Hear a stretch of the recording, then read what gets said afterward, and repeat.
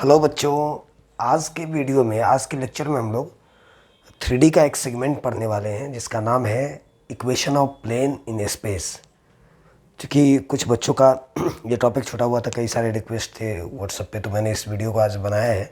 और आज के लेक्चर में हम लोग प्लेन का इक्वेशन जानने वाले हैं स्पेस में, यानी 3D स्पेस में आप प्लेन के इक्वेशन के बारे में जानेंगे। तो हम लोग सबसे पहले इक्वेशन ऑफ प्लेन के लिए 3-4 फॉर्म को पढ़ने वाले हैं। सबका वेक्टर इक्वेशन जानने वाले हैं, सबका कार्टेशियन इक्वेशन जानने वाले हैं। तो सबसे पहला जो हमारा फॉर्म है वो है नॉर्मल फॉर्म, यानी नॉर्मल फॉर्म में प्लेन का इक्वेशन कैसे पता करना है। नॉर्मल फॉर्म में प्लेन का इक्वेशन कैसे पता करना है। एक्चुअली नॉर्मल वर्ड का मतलब होता है कि जैसे ये कोई प्लेन है और ये पेन इस पे परपेंडिकुलर है, ये प्लेन है और ये पेन इस पे परपेंडिकुलर है, तो इस पेन को आप इस हथेली का नॉर्मल बोल सकते हैं। तो यहाँ पे नॉर्मल फॉर्म का मतलब ये है, मैंने इसमें लिखा है the equation of plane whose perpendicular distance from origin. एक प्लेन है जिसका ओरिजिन से परपेंडिकुलर डिस्टेंस डी दिया हुआ है, परपेंडिकुलर डिस्टेंस डी है, ये सारा कुछ आपको दिख रहा होगा। और एन कैप एक वेक्टर है जो उस ओरिजिन के नॉर्मल यानी परपेंडिकुलर के साथ यूनिट वेक्टर है, and N cap is unit vector along this normal. वापस एक बार दोबारा देखिए, इस कंडीशंस को हमें दिमाग में रखना है। The equation of plane whose perpendicular distance, एक प्लेन है जिसका परपेंडिकुलर डिस्टेंस ओरिजिन से डी दिया हुआ है, और उसी नॉर्मल को, उस परपेंडिकुलर डिस्टेंस को, उस लेंथ को हम लोग नॉर्मल बोल सकते हैं। मैंने अभी बात किया ना कि अगर ये कोई प्लेन है और ये पेन इस पे परपेंडिकुलर है तो आप इसको नॉर्मल भी बोल सकते हो। तो यहाँ पे एन कैप एक यूनिट वेक्टर है अलोंग दिस नॉर्मल।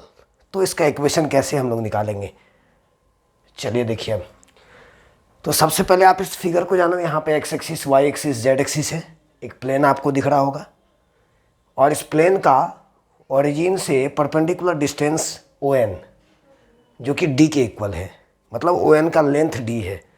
और उसी नॉर्मल के साथ, उस ओ एन को चाहे तो नॉर्मल बोल सकते हैं हम लोग क्योंकि ओ एन परपेंडिकुलर है प्लेन पे, उसी नॉर्मल के साथ एक यूनिट वेक्टर है एन कैप, उसी नॉर्मल के साथ एक यूनिट वेक्टर है एन कैप। तो सारा कुछ यहाँ पे दिख रहा होगा।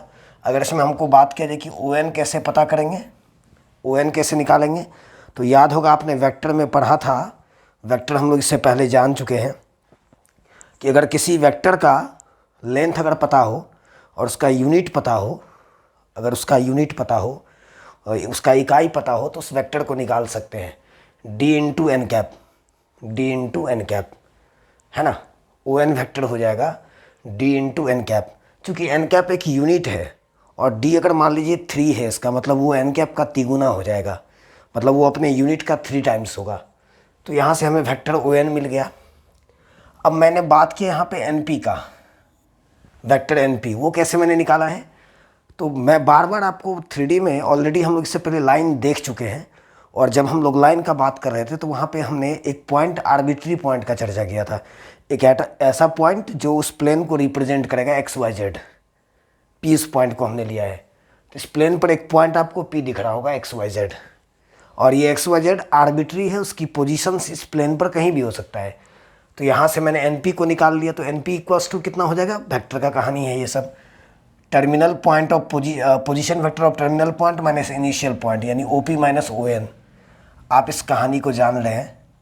अब ओ पी आपका, जो ओ पी जो है ना, वो मैंने पी पॉइंट का पोजीशन वेक्टर लिया है आर, पी जो एक्स वाई जेड है ना उसका पोजीशन वेक्टर आर है, तो R minus D N cap, चूँकि ओ एन यहाँ पर डी एन कैप है। अब यहाँ से जब आप देखोगे तो एन पी और ओ एन एक दूसरे पे परपेंडिकुलर है, इस तरह से एन पी परपेंडिकुलर है ओ एन पर। और आप जानते हैं वेक्टर में, आप इस चीज़ को जान चुके हैं, दो परपेंडिकुलर वेक्टर का डॉट जीरो होगा, दो परपेंडिकुलर वेक्टर का डॉट जीरो होगा, यानी N P minus N P dot O N zero के इक्वल। अब यहाँ पे एन पी कितना है हमारा, R minus D N cap dot D N cap. अब आप इसको मल्टीप्लाई करो, तो जब इसको मल्टीप्लाई करोगे तो are dot D N cap minus D square N cap dot N cap, और आपको पता है दो यूनिट वेक्टर का डॉट 1 हो जाएगा। दो यूनिट वेक्टर का डॉट 1 हो जाएगा, n cap dot N cap 1 के इक्वल हो जाएगा।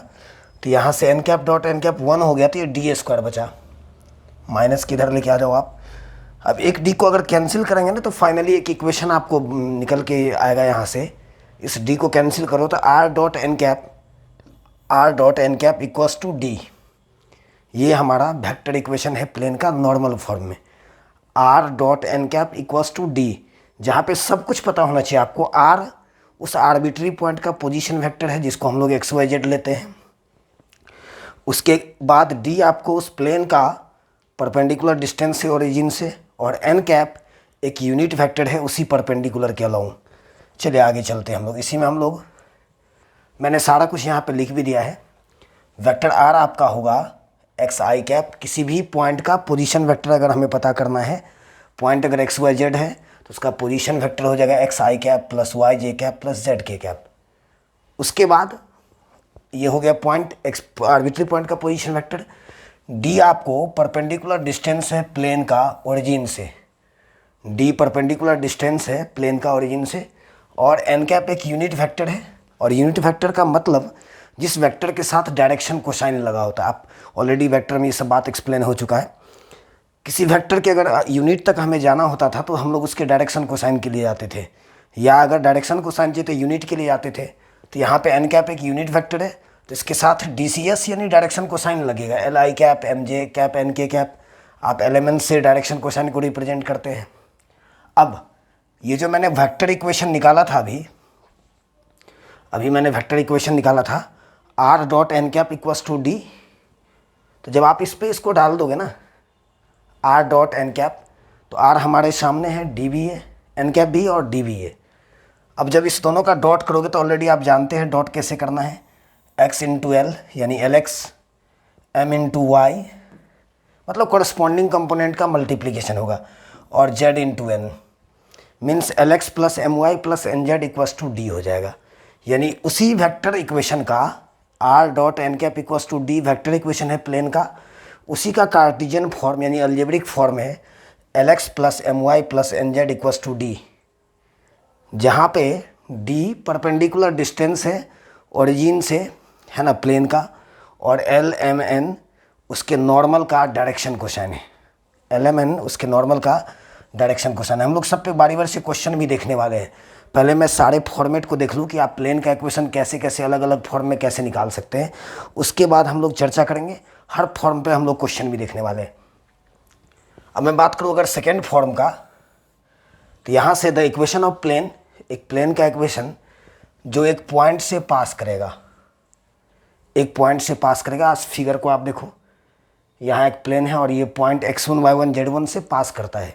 मतलब x1 y1 z1 कोऑर्डिनेट वाला एक पॉइंट है जो उस प्लेन पर फिक्स्ड है, कहीं भी एक पॉइंट से पास कर रहा है और साथ में एक वेक्टर के परपेंडिकुलर है, एक वेक्टर के परपेंडिकुलर है।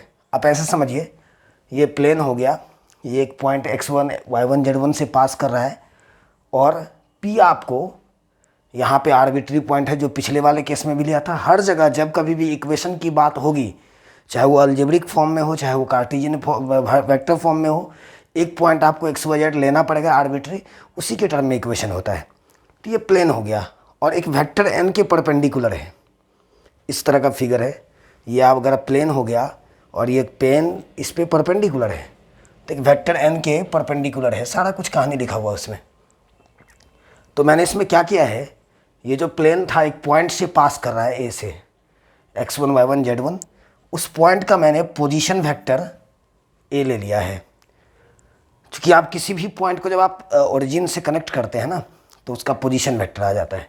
तो ओ से ए को कनेक्ट कर दिया, मतलब ओ को इनिशियल पॉइंट बना दिया, उस वेक्टर को मैंने ए माना है। और पी पॉइंट है आर्बिट्री, उसके पोजीशन वेक्टर को मैंने आर लिया है।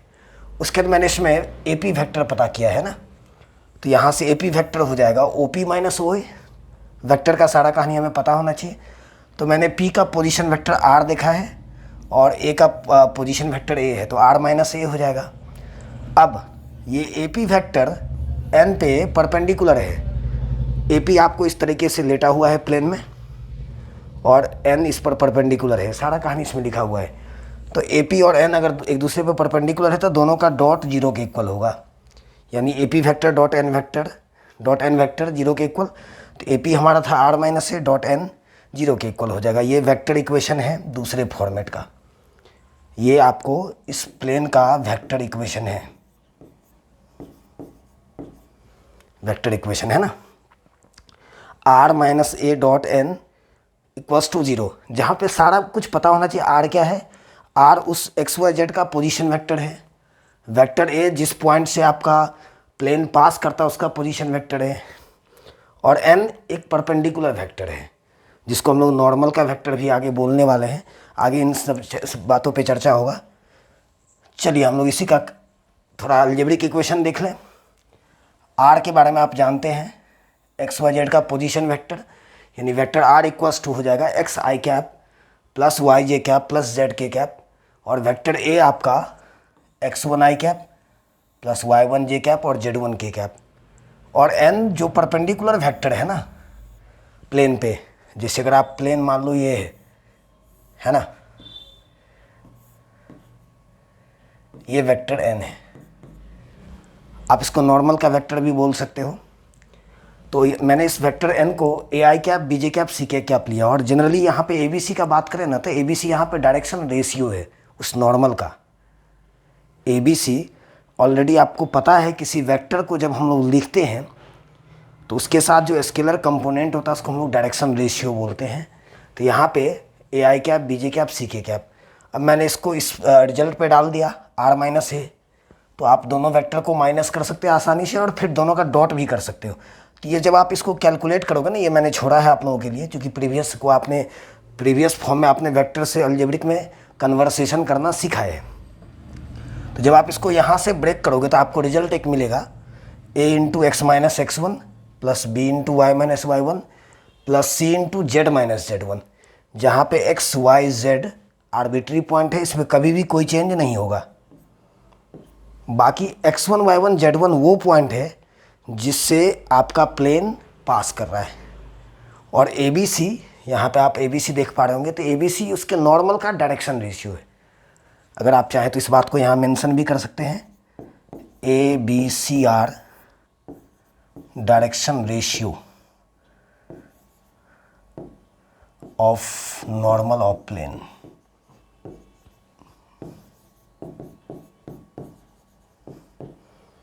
Direction ratio a b c, यहाँ पे डायरेक्शन रेशियो है normal of to the plane का, मतलब ये नॉर्मल है, इसका डायरेक्शन रेशियो है। तो आएंगे इस पे भी हम लोग क्वेश्चन जानेंगे। चलिए हम लोग थोड़ा आगे बढ़ते। थर्ड फॉर्मेट है, तीसरा फॉर्म है the equation of a plane passing through three given points. एक प्लेन का इक्वेशन जो तीन दिया हुआ पॉइंट, मतलब तीन पॉइंट से वो पास कर रहा है। जैसे अगर सपोज करो ये कोई प्लेन है, यहाँ पे तीन अलग अलग फिक्स्ड पॉइंट है ए बी सी, ये मैंने इसमें दिखाया भी, यहाँ पे प्लेन का एक फिगर आपको दिख रहा होगा। इसमें पॉइंट ए है जिसका कोऑर्डिनेट है x1 y1 z1, इस पॉइंट ए का कोऑर्डिनेट है x1 y1 z1 जिससे पास कर रहा है प्लेन। बी एक पॉइंट है x2 y2 z2, सी एक पॉइंट है x3 y3 z3, इस तीन पॉइंट से पास कर रहा है। और एक पॉइंट जो आर्बिट्री लेना ही पड़ेगा जब भी इक्वेशन का बात होगा, वो पॉइंट है P, तो P का कोऑर्डिनेट है x y z। अब हम लोग को पता है कि अगर मैं इसको अगर कनेक्ट कर दूं, ए से बी को, ए से सी को, ए से पी को, और वेक्टर बना दूं, तो आपको पता है ये तीन वेक्टर तीनों कोप्लेनर है, यानी ए बी, ए सी और ए पी यहाँ पे कोप्लेनर वेक्टर है। तो आप बारी बारी सबको निकाल लो, पहले ए पी निकालो, तो ए पी इक्वल्स टू हो जाएगा O P minus O A r minus a, vector r minus vector a, उसके बाद ए बी, उसके बाद ए सी ओ बी माइनस ओ ए। तो सारा कुछ मैंने निकाल दिया, तीन वेक्टर आपको दिख पा रहा होगा, R minus A, B minus A, C minus A. अब ये तीनों वेक्टर कोप्लेनर है, तीनों वेक्टर कोप्लेनर है, मतलब सेम प्लेन में लाई कर रहा है। तो आपको पता है, ये ऑलरेडी वेक्टर में हम लोग पढ़ चुके हैं कि तीन वेक्टर कोप्लेनर तब होगा जब a dot b cross c, यानी तीनों वेक्टर का स्केलर ट्रिपल प्रोडक्ट जीरो के इक्वल होगा। A P dot A B cross A C zero के इक्वल होगा, तीनों का स्केलर ट्रिपल प्रोडक्ट जीरो के इक्वल होगा। अब यहाँ से सारा कुछ पुट कर देना है। चलिए इसमें थोड़ा हम आगे देख लें। तो ए पी हमारा कितना था, r minus a vector, dot A B हमारा था b minus a vector, A C था cross c minus a vector, equals to zero. यही हमारे प्लेन का वेक्टर इक्वेशन है जब वो 3 पॉइंट से पास करता है। तो इसमें सारा कुछ पता होना चाहिए आपको। आर तो आप जानते हैं, एक्स वाई जेड का पोजीशन वेक्टर, यानी एक्स आई कैप प्लस वाई जे कैप प्लस जेड के कैप। उसके बाद जो पहला पॉइंट जिससे पास कर रहा है प्लेन, वो है, उससे वेक्टर ए बना है x one i cap plus y one j cap plus z one k cap. उसका दूसरा जो पॉइंट है x two y two z two, उससे वेक्टर बी बना है। तीसरा जो पॉइंट है सी वेक्टर, उससे बना है x three y three z three. अब आपको पता है कि a dot b cross c vector में हम लोग पढ़े थे, a dot b cross c यानी ए बी सी का स्केलर ट्रिपल प्रोडक्ट, और इसको हम लोग डिटर्मिनेंट के थ्रू पता करते थे। तो पहला रो में आर माइनस ए का कंपोनेंट आएगा। आर माइनस ए का मतलब x minus x one, y minus Y one, z minus Z one, उसका स्केलर कंपोनेंट आएगा। सेकेंड रो में बी माइनस ए आएगा। बी माइनस ए मतलब x two minus x one, y two minus Y one, z two minus Z one, second row का element हो गया ये। और थर्ड रो में सी माइनस ए आएगा, X three minus x one, Y three minus Y one और Z three minus Z one. और जब आप इसी का डिटर्मिनेंट कैलकुलेट करोगे इक्वल टू जीरो करके, कोप्लेनर है तो डिटर्मिनेंट जीरो होगा, तो एक इक्वेशन आपको मिलेगा प्लेन का, है ना। ये था हमारा थर्ड फॉर्मेट। तो हम लोग पहले सारे नोट्स को अच्छे से बनाएंगे, जितना भी मैं थ्योरी भी मैंने एक्सप्लेन किया अलग अलग फॉर्म का, पहले इस कॉन्सेप्ट का नोट जब हम लोग तैयार करेंगे, उसके बाद हम लोग क्वेश्चन भी इसको देखने वाले हैं। इसके बाद आगे चलिए, एक फॉर्मेट और भी है, ये प्लेन के इक्वेशन का, है ना, प्लेन के इक्वेशन का इंटरसेप्ट फॉर्म है। यहाँ पे सारा कुछ अलजेब्रिक है, और ऑलरेडी थोड़ा सा अगर कंपैरिजन कर दो, 11th में आपने 2D में पढ़ा है, प्लेन लाइन पढ़ा है, 2D में आपने लाइन पढ़ा है, वहाँ पे भी लाइन का मतलब लाइन इन प्लेन हमने पढ़ा है। तो वहाँ पे मैंने लाइन का कई फॉर्म पढ़ा है इक्वेशन के लिए। उसमें एक फॉर्म था इंटरसेप्ट फॉर्म, कि कोई लाइन है, आप इस तरीके से जानते हैं, कोई लाइन है जो एक्स एक्सिस को A0 पे कट कर रहा है, यानी एक्स इंटरसेप्ट A है, वाई एक्सिस को 0 B पे कट कर रहा है, वाई इंटरसेप्ट B है। तो इस लाइन का इक्वेशन होता था एक्स बाई ए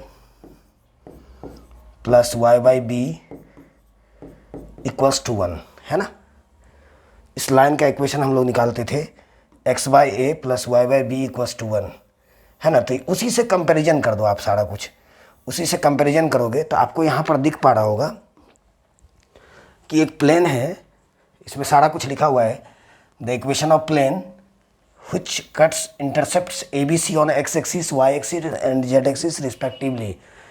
एक प्लेन है जो x एक्सिस, y एक्सिस और z एक्सिस को x एक्सिस पर इंटरसेप्ट a कट कर रहा है, y एक्सिस पर इंटरसेप्ट b कट कर रहा है, यानी ओरिजिन से ये लेंथ b है, और z एक्सिस पर इंटरसेप्ट c कट कर रहा है। तो इस प्लेन का इक्वेशन हो जाएगा x by a plus y by b plus z by c equals to 1, यानी उस लाइन से कंपेरिजन करेंगे। एक बार अगर हम लोग क्लास 11th के 2D में जो लाइन हमने पढ़ा था ना, अगर उनसे अगर इन सारी बातों का कंपैरिजन किया जाए तो सिर्फ एक कोऑर्डिनेट जेड बढ़ जाता है, बाकी चीज़ें बहुत कुछ कॉमन होने वाला है आगे भी। तो आप शायद प्लेन को बहुत आसानी से समझ पाएंगे। X intercept a, y intercept b और जेड इंटरसेप्ट सी है।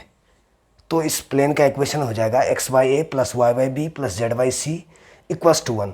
आप बोलोगे ये रिजल्ट बनेगा कैसे? एक्चुअल में इसको अगर मैं चाहूँ तो 3 पॉइंट्स भी सोच सकता हूँ, ये पॉइंट। और अभी मैंने पढ़ा है कि एक प्लेन जब 3 पॉइंट से पास करेगा, तो अभी मैंने जस्ट वेक्टर का पिछले कॉन्सेप्ट में आपने देखा था कि अगर 3 पॉइंट्स जब पास करेगा तब वेक्टर इक्वेशन और अलजेब्रिक इक्वेशन। तो अलजेब्रिक इक्वेशन जो ये है ना, ये कार्टेशियन या अलजेब्रिक एक ही बात है, 3 फॉर्म वाला है। तो इस फॉर्म में डिटर्मिनेंट को जब कैलकुलेट करेंगे ना, इस डिटर्मिनेंट को जब कैलकुलेट करेंगे तो आप अगले फॉर्म में देख पाएंगे, यहाँ पे भी 3 पॉइंट है, इसका डिटर्मिनेंट कैलकुलेट करोगे तो ये इक्वेशन मिल जाएगा आपको। तो यही था 4 फॉर्म। मतलब हमने अभी जाना कि प्लेन का इक्वेशन स्पेस में उसके लिए कितने डिफरेंट फॉर्म, 3-4 फॉर्म को हमने अभी देखा है। अब थोड़ा सा मैं इसके आगे बात कर लूँ। फाइनली आप चाहे प्लेन का इक्वेशन जिस किसी भी फॉर्म से निकाल के लाओ, चाहे आप जैसे भी कैलकुलेट करो, नॉर्मल फॉर्म में या फिर एक वेक्टर परपेंडिकुलर वेक्टर और एक पॉइंट के फॉर्म में, या फिर 3 पॉइंट्स के फॉर्म में, या फिर इंटरसेप्ट फॉर्म में, फाइनली आपको प्लेन का इक्वेशन इसी फॉर्म में दिखेगा, जिसको हम लोग जनरल इक्वेशन बोलते हैं। यानी यहाँ से टॉपिक है हमारा general equation of plane. General equation of plane r dot n vector equals to d, vector form में ये दिखेगा। अब एक चीज़ आपको कन्फ्यूज़न एकदम नहीं होनी चाहिए, जो पहला फॉर्म हमने पढ़ा था नॉर्मल फॉर्म, तो नॉर्मल फॉर्म में r dot N cap d के इक्वल था। यहाँ पे एन वेक्टर है, यानी नॉर्मल फॉर्म कुछ इस तरह से था। तो यहाँ पे ये यूनिट वेक्टर से एक वेक्टर मैंने लिखा है, मतलब ये जो एन कैप था ना, ये परपेंडिकुलर के साथ यूनिट था, जिसको आप नॉर्मल बोलते हैं, उस परपेंडिकुलर को नॉर्मल बोलेंगे। तो यहाँ पे ये नॉर्मल का यूनिट है और यहाँ पे नॉर्मल वेक्टर खुद है, चूँकि एन कैप नहीं एन वेक्टर है। तो अब बोलोगे इस दोनों डी में डिफरेंस होगा। एग्जैक्टली इस डी का मतलब प्लेन का, जो प्लेन है हमारा, उसका ओरिजिन से परपेंडिकुलर डिस्टेंस, बट ये डी एक सिर्फ एक नंबर है। तो ये सब हम लोग जब क्वेश्चन करेंगे तो सारी बातें क्लियर होगा। तो चलिए अब यहाँ से देख लीजिए इसको। अब क्या है ना, अगर मैं इसी तरीके से अगर मैं प्लेन के इक्वेशन का कार्टेशियन फॉर्म का अगर बात करूँ, तो A X plus B Y plus C Z plus D equals to 0, ऐसे समझिए।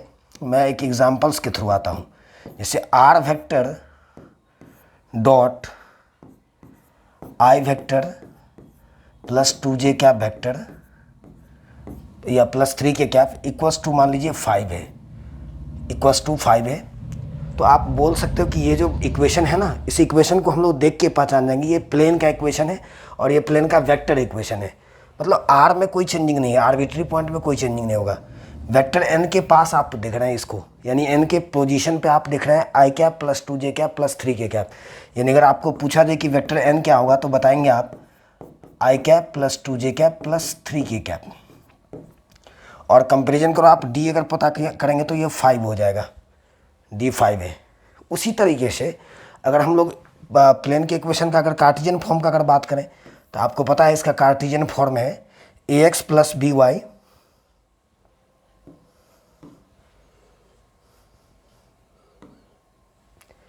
यानी इसका भी एग्जाम्पल देख लो आप, 3x plus 4y plus 5z या कुछ भी,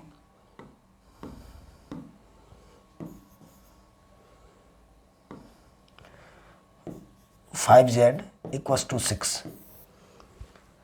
इस तरह के फॉर्मेट में आपको दिखेगा। 6 को आप इधर ले आओ तो -6 हो जाएगा, मैंने प्लस डी लिखा, कोई दिक्कत नहीं, कंपेरिजन करना आपको, डी को आप इधर ही लेके आ जाओ, 6 को आप इधर लाओगे तो माइनस में आएगा। अब यहाँ पे मैं बात कर लूँ, थोड़ा सा मैं इसको और डिस्कस कर दूँ कि यहाँ पे एन वेक्टर क्या है। एन वेक्टर नॉर्मल का वेक्टर है, और नॉर्मल किसको बोलते हैं, जब किसी प्लेन पर कोई लाइन परपेंडिकुलर हो। और वहाँ पे मैंने इसी को जब अलजेब्रिक फॉर्म में आप देख पा रहे होंगे तो ABC देख रहे होंगे, तो यहाँ पे ABC डायरेक्शन रेशियो है, ABC आपका डायरेक्शन रेशियो है उसके नॉर्मल का। चलिए मैं कुछ क्वेश्चंस के थ्रू आता हूँ तो सारी बातें क्लियर हो जाएगा। अब जैसे एक क्वेश्चन है आपके पास, फाइंड, चाहे write the equation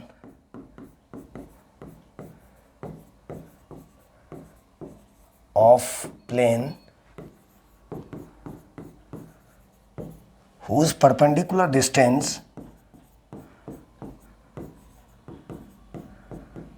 from origin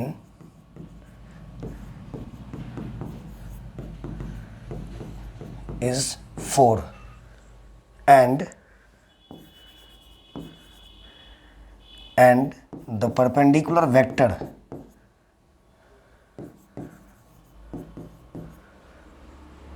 is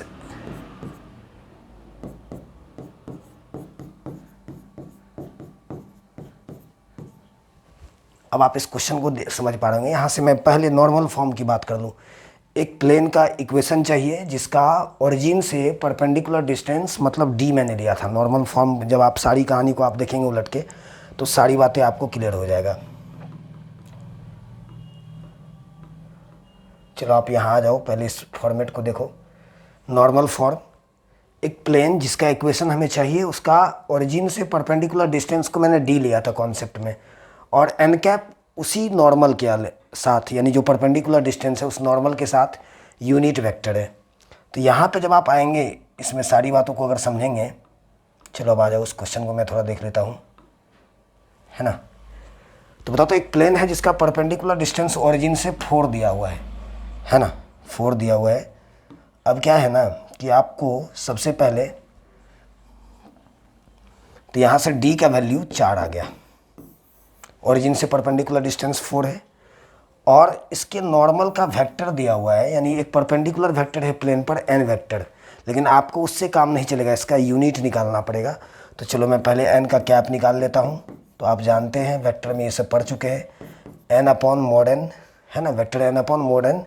तो यहाँ से ये हो जाएगा i cap plus 2j cap plus 3k cap by under root, यहाँ से इसका मॉडुलस निकाल लो, 1 का स्क्वायर प्लस 2 का स्क्वायर प्लस 3 का स्क्वायर, यानी i cap plus 2j cap plus 3k cap by root 14, है ना। ये आपको n कैप मिल चुका है। अब आज इक्वेशन का फॉर्मेट जानते हैं, क्योंकि वेक्टर इक्वेशन का अगर हम लोग बात करें तो वेक्टर इक्वेशन ऑफ प्लेन हो जाएगा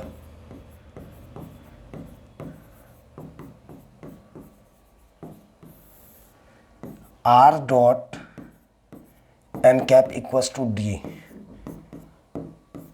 r डॉट एन कैप। तो हम लोग अभी एन कैप निकाले थे, i cap plus 2j cap plus 3k cap by root 14 equals to 4। बस यहाँ पे लाके छोड़ देना। ये आपके प्लेन का वेक्टर इक्वेशन है नॉर्मल फॉर्म में, जो परपेंडिकुलर डिस्टेंस ओरिजिन से दिया हो, और यहाँ से चाहे तो आप कार्टेशियन फॉर्म में भी जा सकते हैं। तो इस तरह का डिफरेंट फॉर्म पे हम लोग बात करना है, क्योंकि आज के लेक्चर में हम लोग प्लेन के इक्वेशन को जाने हैं। नेक्स्ट जो हमारा 1 शॉट लेक्चर होगा जिसमें हम लोग प्लेन के सारी बातों को क्लियर करेंगे, प्लेन के बीच का एंगल, किसी दो परपेंडिकुलर प्लेन के बीच का डिस्टेंस, किसी पॉइंट से परपेंडिकुलर प्लेन का डिस्टेंस, जो रेस्ट कॉन्सेप्ट है वो हम लोग नेक्स्ट लेक्चर में क्लियर करने वाले हैं। Thank you so much.